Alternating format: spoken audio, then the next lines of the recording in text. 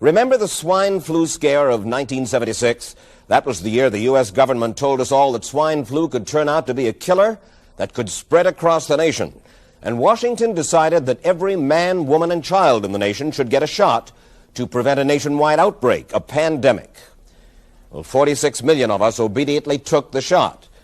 And now 4,000 Americans are claiming damages from Uncle Sam amounting to $3.5 billion because of what happened when they took that shot. By far the greatest number of the claims, 2/3 of them, are for neurological damage or even death, allegedly triggered by the flu shot. We pick up the story back in 1976 when the threat posed by the swine flu virus seemed very real indeed. This virus was the cause of a pandemic in 1918 and 1919 that resulted in over 500,000 deaths in the United States, as well as 20 million deaths around the world. See how easy it is to... Thus, the U.S. government's publicity machine was cranked into action to urge all America to protect itself against the swine flu menace. Influenza is serious business. During major flu epidemics, millions of people are sick and thousands die. Well, this year you can get protection. The vaccines are safe, easy to take, and they can protect you against flu. So roll up your sleeve. Protect yourself. One of those who did roll up her sleeve was Judy Roberts. She was perfectly healthy, an active woman, when in November of 1976, she took her shot. 2 weeks later, she says, she began to feel a numbness starting up her legs.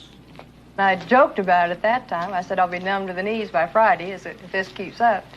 By the following week, I was totally paralyzed.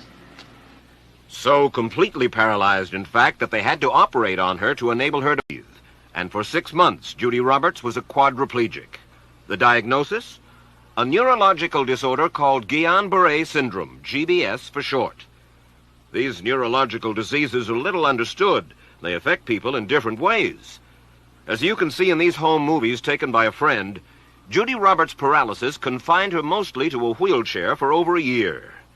But this disease can even kill.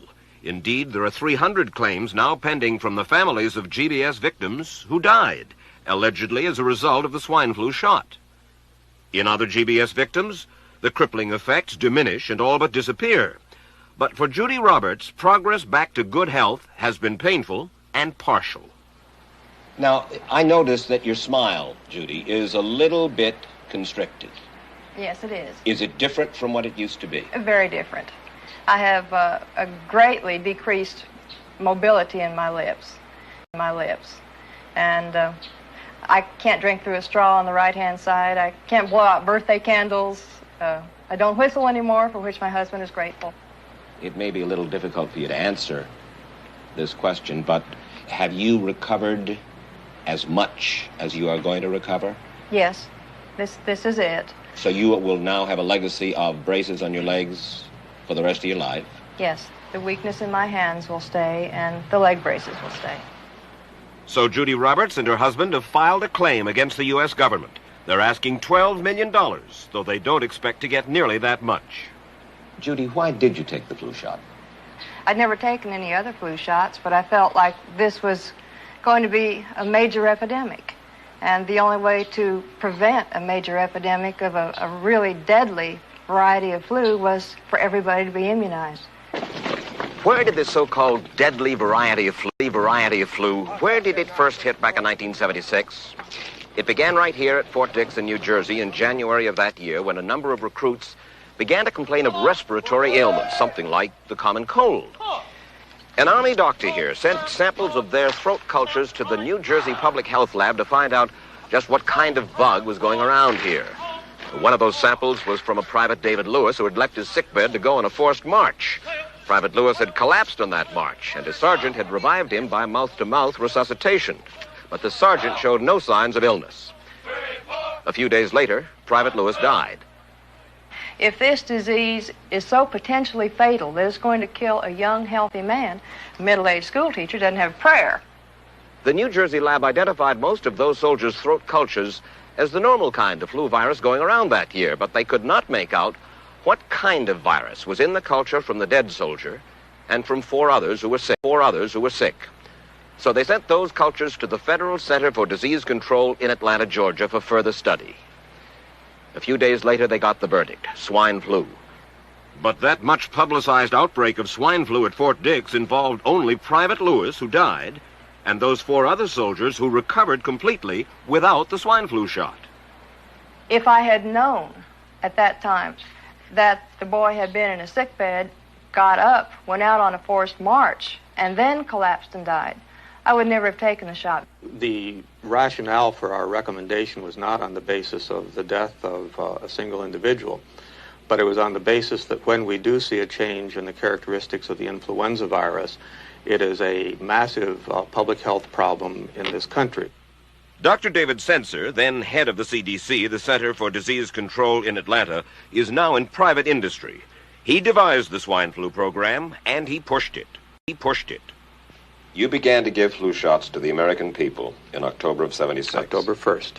By that time, how many cases of swine flu around the world had been reported? There had been several reported, but none confirmed. There had been cases in Australia that were reported by the press, by the news media. There were cases in... None confirmed. Did you ever uncover any other outbreaks of swine flu anywhere in the world? No. Now, nearly everyone was to receive the shot in a public health facility where a doctor might not be present.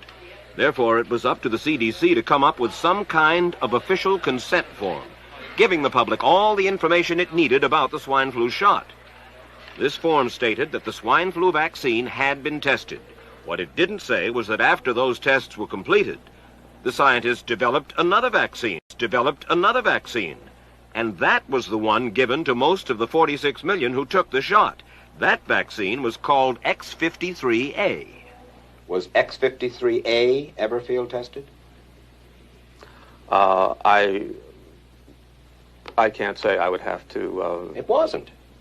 I don't know. Well, I would think that you're in charge of the program. I would have to check the records. I haven't looked at this in some time. The information form, the consent form, was also supposed to warn people about any risks of serious complications following the shot. But did it? No, I had never heard of any reactions other than a sore arm, fever, this sort of thing. Judy Roberts' husband, Gene, also took the shot. Yes, I looked at that document. I signed it. Nothing on there said I was going to have a heart attack or I get Guillain-Barré, which I never heard of. What if people from the government, from the Center for Disease Control, what if they had indeed known about it? What would be your feeling? They should have told us. Did anyone ever come to you and say, you know something, fellas? There's the possibility of neurological damage if you get into a mass immunization program? No. No one ever did? No. Do you know Michael Hatwick? Yes. Mm-hmm. Dr. Michael Hatwick directed the surveillance team for the swine flu program at the CDC. His job was to find out what possible complications could arise from taking the shot and to report his findings to those in charge. Did you know ahead of time, Dr. Hatwick, that there had been case reports of neurological disorders, neurological illness, apparently associated with the injection of influenza vaccine? Absolutely. You did? Yes. How'd you know that? By review of the literature. So you told your superiors, the men in charge of the swine flu immunization program, about the possibility of neurological disorders? Absolutely. What would you say if I told you that your superiors say that you never told them about the possibility of neurological complications? That's nonsense. I can't believe that they would say that they did not know that there were neurological illnesses associated with influenza vaccination. That simply is not true. We did know that. I've said that Dr. Hatwick had never told me of his feelings on this subject. Then he's lying. I guess you would have to make that assumption. Then why does this report from your own agency, dated July 1976, list neurological complications as a possibility? I think the consensus of the scientific community was that the evidence relating neurologic disorders